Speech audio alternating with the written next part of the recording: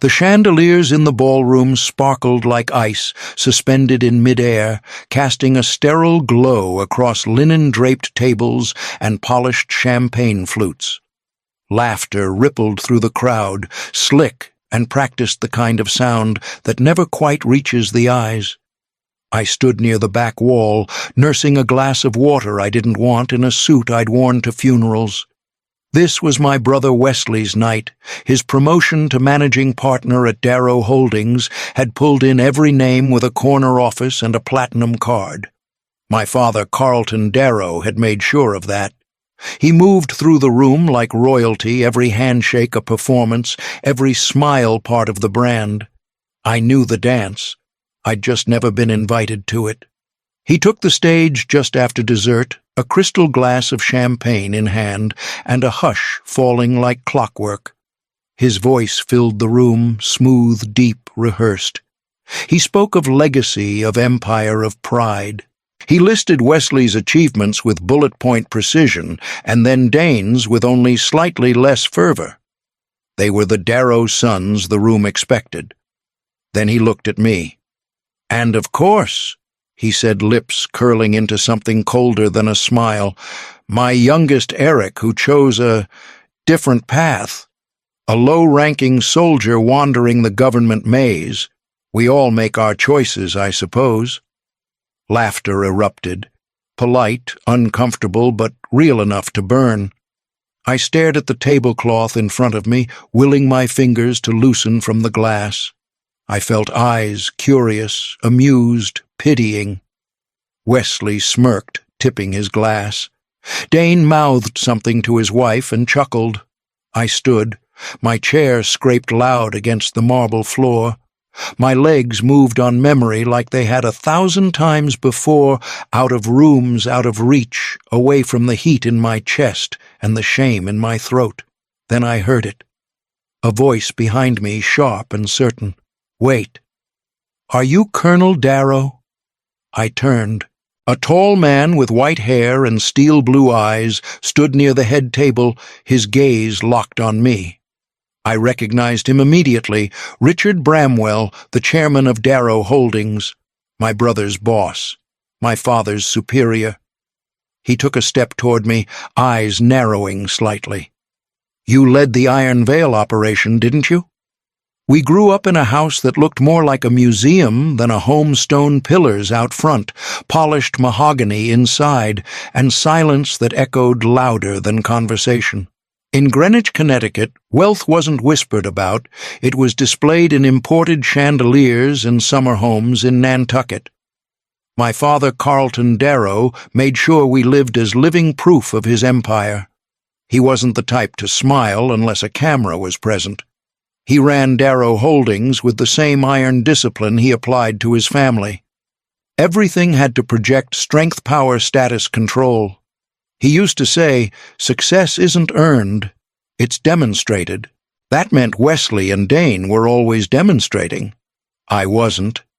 Wesley, the firstborn, was a natural heir, charming, assertive, always wearing a tie before he was tall enough to button it. Dane followed close behind, cunning and competitive, quoting stock figures by the time he hit puberty. They fit into my father's vision like puzzle pieces. I was the edge piece from a different box. While they sparred in mock negotiations and reviewed my father's earnings reports like bedtime stories, I buried myself in books about Antietam and Midway. I sketched military formations on napkins, memorized Eisenhower's speeches, studied maps like scripture. My mother, Helena, was the only one who noticed. She used to leave small notes in my room, quotes from Churchill or folded articles about veterans. But when she died suddenly of a heart attack during my junior year, the last bridge between me and the rest of the house disappeared. My father hardened. My brothers closed ranks, and I learned to keep my head down. The day I got the West Point acceptance letter, I remember feeling something I hadn't in years: pride. Real pride. I held the envelope like it had been delivered from the front lines. I walked into my father's office with my hands trembling, trying to keep the excitement out of my voice. He took the letter without looking up. read the first line, then, without a word, tore it cleanly in half and dropped it into the trash. "I won't finance failure," he said. "You want to run off and play soldier, do it on your own time." I stood there, too stunned to move the shredded pieces at my feet. That night, I began filling out the financial aid forms alone. West Point didn't care who your father was. No one asked if I came from a mansion or a bus stop. They only cared if you could run, endure, obey, and eventually lead. I arrived with a duffel bag, a scholarship, and the kind of loneliness that sharpens you into something useful. The first weeks broke a lot of people. I saw cadets with better grades, better connections, and bigger egos pack their bags and disappear before sunrise. I stayed. Not because I had something to prove, but because I had nowhere else to go. The mornings started at 4, and the rain didn't wait for permission. My uniform-soaked boots, heavy shoulders burning, I repeated drills until I couldn't feel my feet. The instructors screamed like it was personal. Maybe for them it was. For me, it was survival. At night, when the barracks finally fell silent, I'd write letters to my mother. Full pages. Not because I expected an answer I knew better, but because it made me feel like someone was still listening. I'd tell her what I learned that day, which muscle ached the worst, what quote kept me moving. Sometimes I slipped a Churchill line in there, one she'd underlined in the books she kept beside her bed. I didn't make many friends. Not then. I kept to myself, studied harder than I had in my life, and memorized the moves of commanders who had bled in places I could barely pronounce. Strategy became my anchor. When I finally placed in the top 5 of our tactical simulation, my instructor called me quietly dangerous. That was the first compliment I remembered believing. Deployment came after graduation. Iraq during one of the harder seasons. Baghdad didn't care how long you'd studied or how many drills you passed. It cared about reflexes and luck. I was a second lieutenant leading a small patrol unit. Too young to carry the weight I did, but there was no one else. One night, while crossing a market street, we walked into an ambush. Bullets tore through the air like invisible claws. One of my men, a 19-year-old from Texas named Dunley, took a round to the thigh and dropped screaming. I don't remember thinking. I just moved. Dragged him behind a crumbling wall, applied a tourniquet, called out counter-positioning orders through smoke and chaos. We made it out. Shaken, bloodied, but alive. A week later, I received my first commendation for tactical leadership. I folded the medal into a sock and mailed it home with no note, knowing no one would mention it. That night I wrote my mother another letter, shorter this time, but clearer. I'm still here. I didn't break. A few months later, they reassigned me to a new post focused on emerging cyber threats. That's where everything began to shift. The shift to cyber operations felt like a strange pivot at first. I'd spent years thinking in terrain maps and platoon patterns, but suddenly I was studying malware strings and firewall breaches. The battlefield had changed, and I had to change with it. I threw myself into the work.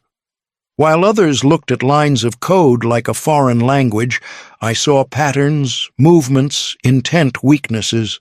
The same instinct that helped me dodge ambushes in Baghdad now helped me trace invisible threats inside systems no one could physically touch. I worked long nights in rooms with no windows, surrounded by flickering screens and caffeine ghosts. I didn't mind. There was clarity in the focus. At 38, I was selected to lead Operation Iron Veil, a task force built to intercept a coordinated cyber attack on the U.S. financial grid. The scope was massive. If it succeeded, markets would crash, power grids would buckle, and lives would be shattered. Including, I later found out, the entire internal system of Darrow Holdings. For weeks, my team and I tracked encrypted networks traced to Eastern Europe. We slept in shifts, combed through terabytes of data, and chased phantoms through layers of digital architecture. It came down to a 3-hour window. We intercepted the final code sequence just minutes before detonation. The grid held. The markets stayed steady. The country never knew how close it had come to collapse. A small article ran in the Wall Street Journal 2 days later. My name was buried in the middle of the third paragraph, just enough for someone who was looking. I clipped it, wrote a short line in the margin. Thought you'd want to know, and mailed it to my father. I never heard back. 2 months later, I was promoted to colonel. The ceremony was brief, efficient, and like most of my milestones, unattended by anyone who shared my last name. I stopped sending invitations after that. No letters, no updates, no outreach. At family events, if my name came up, it was with a shrug or a joke. I saw pictures from Wesley's wedding, online photos in glossy magazines, grinning siblings in tailored suits, my father giving a toast with a practiced smile. I wasn't in any of them. No one asked why. I existed at the edge of their story. A name they no longer said aloud, a photo frame quietly turned to face the wall. And then one morning, a letter arrived. Thick envelope, gold trim. The return address was Boston. The envelope sat unopened on the kitchen counter for 3 days. Thick, heavy paper. My name written in perfect serif, no rank, just Mr. Eric Darrow, as if the last 20 years didn't count. I knew before I opened it what it would be: an invitation to Wesley's promotion party. Managing partner. The golden sun crowned again. I left it there like a dare, hoping the sight of it would stop bothering me. It didn't. On the 4th night, Corinne picked it up and read it aloud without asking. She didn't need permission. Her voice was soft but even. They're hosting it at the Palisade Club in Boston. Saturday, 7 p.m. I was silent, pretending to study the coffee in my cup. She placed the envelope down and sat beside me, her hand resting over mine. "You should go," she said. I shook my head. "Why? Because this time you're not going to them as a son looking for something. You're going as a man who owes them nothing." I didn't answer, but I didn't argue either. The next day I pulled out a navy blue suit, plain, quiet, familiar. I didn't take my uniform. I didn't want the room to shrink into defensiveness, to see me as a challenge instead of a man. But I pinned my West Point insignia to the lapel. Small, subtle, just enough. On the morning of the flight, Corinne hugged me tight, longer than usual. "Don't let them decide who you are, not again," she whispered. At the airport, I found a quiet corner and reread the invitation. It was printed in gold leaf with embossed edges. Every detail was curated elegance without warmth. My name looked foreign on that card. Not because they misspelled it, but because I no longer lived in the world where it belonged. The flight to Boston was uneventful, but my chest tightened with every mile. I hadn't seen my father in over a year, Wesley even longer. I wondered if they'd recognize me. I wondered if they'd care. When I arrived at the hotel, the air felt too still, like something rehearsed was about to play out. I took one last breath, checked the pin on my lapel, and stepped through the glass doors. The ballroom was exactly what I expected: grand, sterile, expensive. Crystal lights dangling overhead like they belonged in a cathedral, not a celebration of quarterly growth. Waiters in white gloves moved silently between conversations, refilling flutes without being asked. It was a theater of wealth, and everyone played their part.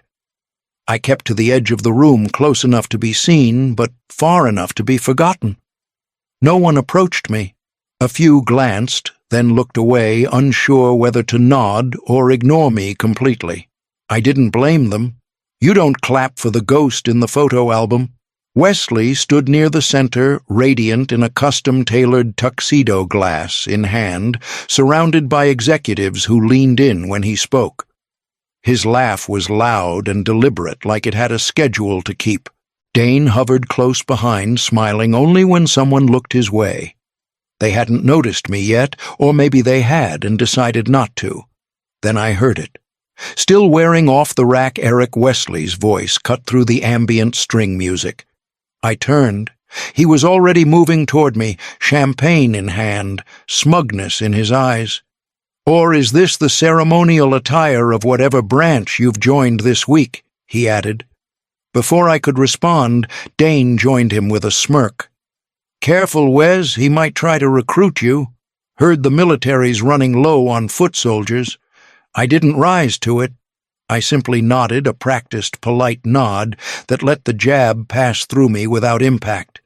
That only made them more amused. A voice announced that the speeches would begin soon. Guests drifted toward the stage as Carlton took the microphone, standing tall with the calm of someone convinced he belonged in command. He opened with numbers, market share projections, leadership transitions, before pivoting finally to his family. "I'm proud," he said, "to pass this legacy to my two accomplished sons. Wesley and Dane have not only honored the Darrow name, they've elevated it." Then his gaze moved toward me. "And of course," he said with a casual cruelty, "only familiarity can sharpen there's Eric, our free-spirited explorer. A low-ranking soldier, last I heard. Not much use in boardrooms, but I suppose every family needs a little rebellion." The laughter was real this time, measured but confident. I could feel it press in from every side, the heat of it rising in my ears. I stood slowly nodding toward the exit. I had no desire to fight their story anymore. Then a voice from the front of the room stopped everything. "Wait." Colonel Darrow heads turned. Richard Bramwell, chairman of the firm, stood with his eyes fixed on me. "You led the Iron Veil operation, didn't you?" A wave of silence rolled through the crowd. The air shifted. Every gaze that once mocked me now hovered between confusion and recognition. I met Bramwell's stare and answered simply, "Yes, sir, that was me." He took a step forward, then another. Bramwell didn't blink. He turned to the crowd with a calm authority that silenced every fork and whisper. "Some of you may not know this," he said, "but Colonel Eric Darrow is the man who led the cyber task force that stopped the Iron Veil breach last year." There was a rustle, then stillness. He let it land. "The same breach," he added, "that nearly wiped out our financial infrastructure, Darrow Holdings included." That last part hit harder than the rest. I saw heads turn toward Carlton. Wesley stood rigid, his grip tightening around the base of his glass. My father's face had gone blank white around the mouth, eyes wide but not blinking. It was the look of someone realizing the ground beneath him was suddenly unfamiliar. Bramwell stepped closer to me and extended his hand. I took it briefly, then tried to step back, but he held firm and turned to the crowd again. "You all toast legacy and leadership tonight. But this man," he said, nodding to me, "led a team that protected not just one company, but an entire sector." In silence, without recognition. He looked back at me. "Colonel, would you speak?" My instinct was to decline to disappear as quietly as I'd come, but something in his tone didn't feel like a suggestion. It felt like a door opening that I'd spent years thinking was locked for good. I stepped forward, the light warm on my face, and took the mic. "I don't speak at parties," I said, and a few people chuckled nervously. "But I'll say this." I paused, letting the air settle. "I didn't choose this path to impress anyone. I chose it because someone had to protect the people who can't protect themselves. I've worn the uniform for 20 years, not for applause, but because I believe in something bigger than titles or balance sheets." I didn't look at my father. I didn't need to. I handed the mic back and stepped down. There was a beat of silence, then applause. Not thunderous, but honest. Real. I didn't smile. I didn't wave. I returned to the edge of the room and stood quietly, feeling the tension shift, not just around me, but within me. And for the first time in years, I didn't feel like a stranger in my own skin. The call came the next evening, just after dinner. I recognized the number, but let it ring twice before answering. My father's voice was tight, brittle, like something cracking under its own weight. "You planned that," he said. "You waited until the moment was right to embarrass me. In front of Bramwell. In front of everyone. I kept my tone steady. I didn't plan anything." He scoffed, sharp and dismissive. "Don't play innocent. You wanted to humiliate me." I let the silence stretch just long enough. "You never asked," I said. "I never told." There was a pause. Then the line went dead. I didn't call back. 3 weeks passed without a word. Then, on a quiet Saturday morning, Wesley showed up at my door. No warning, no entourage, just him in jeans and a hoodie, looking smaller than I remembered. We sat outside on the back porch. He didn't speak for a while, just stared out at the yard like it held answers he didn't know how to ask for. Finally, he said, "I didn't know what you'd done. The iron veil thing. I didn't even know what that was." I nodded but said nothing. "I thought you left the family because you couldn't hack it," he continued. "Turns out you just had the guts to walk away." He rubbed his hands together, nervous. "I've been doing everything Dad wanted since I was 13. Business school firm, dinners, the smile, the handshake. You know what I really wanted to do?" I glanced at him. "What, make films," he said. "Write, direct something real." But Dad called it a hobby, said it was for people who couldn't do math. He laughed once, bitter. "You lived free. I lived afraid." There was no apology in his voice, just truth. And it was enough. He stayed for coffee. We didn't talk about the past anymore after that, just traded stories, let the edges dull. And when he left, I watched him walk away with a little less weight on his shoulders than when he'd arrived. The next week, an email landed in my inbox. Subject line: award ceremony, attendance confirmation. The auditorium at the base was filled with familiar faces, officers, colleagues, and a few civilian leaders who never quite knew where to stand. I sat near the front, hands resting on my knees, the weight of my dress uniform pressing lightly against my shoulders. The medal I was about to receive was for leadership and innovation in national cybersecurity language that sounded abstract, but I knew what it had cost. When my name was called, I stood, moved to the stage, and shook the general's hand. Cameras clicked. Applause rose, steady and respectful. I looked out at the rows of chairs and saw him, third row, middle seat, hands clasped together, eyes fixed on me. Carlton. He didn't shift or smile, but when the applause swelled again, he clapped. Once, then again, and again.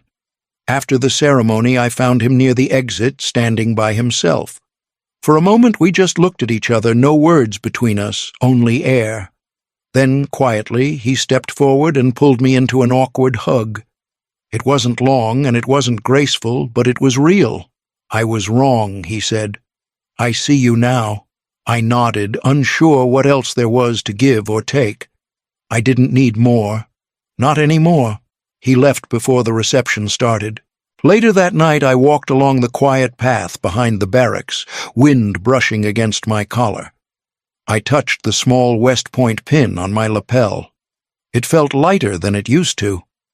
The next morning I opened a blank document on my laptop, typed the title at the top, and sat back in my chair. The salute that never came.